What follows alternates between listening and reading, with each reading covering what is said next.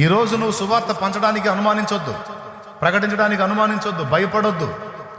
కొట్టినా, తిట్టినా, దూషించినా, నిందించినా. ఇప్పుడు పౌలు ఆ పట్టణం వదిలిపెట్టి పోవాలనుకున్నాడు.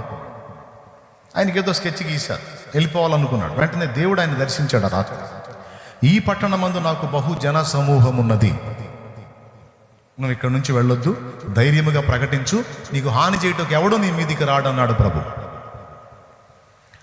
ఆ పట్టణంలో ఇంకా నాకు జనం ఉన్నది అని ఎవరు చూశారు? దేవుడు చూశాడు. అలాగే ఏలియా నేను ఒక్కడనే మిగిలిపోయానంటే, లేదు, బయలుకు మోకాళ్ళు ఉనకయు వాని ముద్దు పెట్టు కొనకయు నుండి ఇంకా 7,000 మంది నాకున్నారు అని ప్రభు మాట్లాడాడు. అంటే ఇశ్రాయేల్లోనైనా అన్య సమాజంలోనైనా తన బిడ్డలు ఎవరున్నారో, రక్షణ ఎవరు పొందుతారో, తన శేషం ఎవరున్నారో నీకు తెలియదు, దేవుడికి తెలుసు. అందుకే ఆయన ఏం చెప్పాడు? ప్రకటించేసాయి అందరికి అన్నాడు. ప్రకటించేయి. ఎవడు వినడు అనుకోవద్దు. 100 మందికి చెప్పాను, ఎవడు రాలేదు అనుకోవద్దు. నువ్వు చల్లుతావు విత్తనాలు, వెంటనే మొలకెత్తావు. లోపల నేను జరిగించాల్సిన ప్రక్రియ ఒకటి ఉంది. ముందు వాడి హృదయంలో వాడు వాక్యం తీసుకున్న తర్వాత పైన మట్టి కప్పబడ్డట్టుగా ఆ వాక్యం కప్పబడిద్ది. వాడికి విన్నట్టుగా తీసుకున్నట్టుగా కూడా ఉండదు, కానీ పని జరిగిద్ది. కొద్ది రోజులు వాడు మామూలుగానే ఉంటాడు.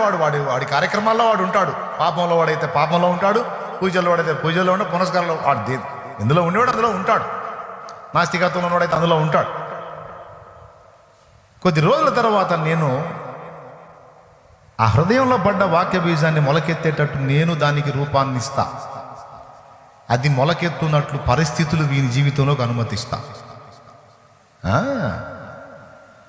అలా అనుమతించబడటం ద్వారా వెదురు గింజ నాటబడిన తర్వాత 4 ఏళ్ళు బయటికి కనబడకుండా 5 ఏళ్ళు ఒక్కసారి 6 నెలల 80 అడుగులు ఎత్తు వెళ్ళినట్లు అప్పటిదాకా నన్ను ద్వేషించినోడు, దూషించినోడు, పట్టనట్టు మాట్లాడినోడు, పిచ్చి పిచ్చి పనులన్నీ చేసినోడు ఒక రాత్రి తెల్లవారేసరికి మొదలు పెడతాడు భక్తి కార్యక్రమం నాలాగా.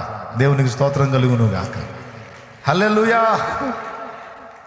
నిన్నటి వరకు కూడా ద్వేషించి దూషించిన వాడు ఈ రోజున అపరభక్తుడు ఎలాగా అయిపోయినాడు?